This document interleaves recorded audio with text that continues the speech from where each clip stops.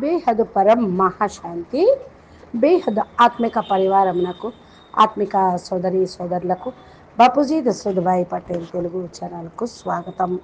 ఈరోజు సాక్షి బేను, ఎవరైనా సరే ఈ జ్ఞాని ఆత్మలు ఎవరినన్నా విరోధంగా మాట్లాడుతున్నారు అంటే వాళ్ళ లోపల సూక్ష్మంలో కూడా వారి నఫ్రత్తు అంటే వాళ్ళ మీద కోపము, యావగింపు ఉన్నట్లు. కాబట్టి వీరు సదా ఈ మాటని జ్ఞాపకం ఉంచుకోండి. మీరు ఇతరులను మరి క్లెయిమ్ చేసినా, ఎగతాళి చేసినా, వాళ్ళపైన విరోధంగా మాట్లాడినా మీరు జ్ఞాని కానట్లే. మీరు స్వయము ఈ యొక్క టైటిల్ ఇచ్చుకోండి. నేను ఎవరిని అడగాల్సిన అవసరం లేదు, నాకు ఇంకా ఈర్ష్య ద్వేషం ఉన్నది, నేను జ్ఞానిని కాదు అని మీ పైన మీరే స్టాంపు వేసుకోండి.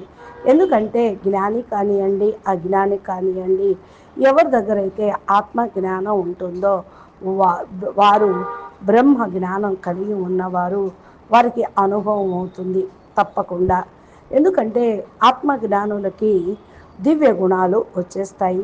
దివ్య గుణాలు ఉంటే ఎవరిపైన కూడా క్లేశము అనేది ఉండదు, కోపము అనేది ఉండదు. కాబట్టి మీ అన్నీ కూడా తొలగించుకుంటేనే మీరు జ్ఞాని అన్నట్లు. జ్ఞాని మాట్లాడటం అనంటే ఇలాగా ఇతరులని కోప్పడుతూ లేకపోతే ఇతరులను గ్లాని చేస్తూ ఉంటే మీరు మరి జ్ఞానము మీ దగ్గర పొందటానికి అధికారం లేదు.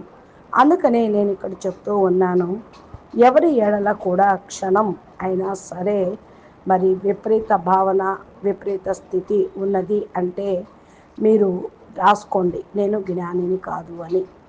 భలే ఎంత జ్ఞానం ఉన్నా, ఎన్ని సంవత్సరాల జ్ఞానం వింటున్నా విరోధము, నఫరత్ అనేది ఉండరాదు.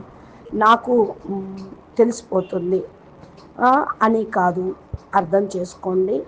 మనము జ్ఞాని అనుకునే వాళ్ళము దాని యొక్క అధికారాన్ని కూడా పొందాలి. బేహద్కే బేహద్ పరం ఆత్మలము అనటానికి కూడా మనకు అధికారం అనేది లేదు.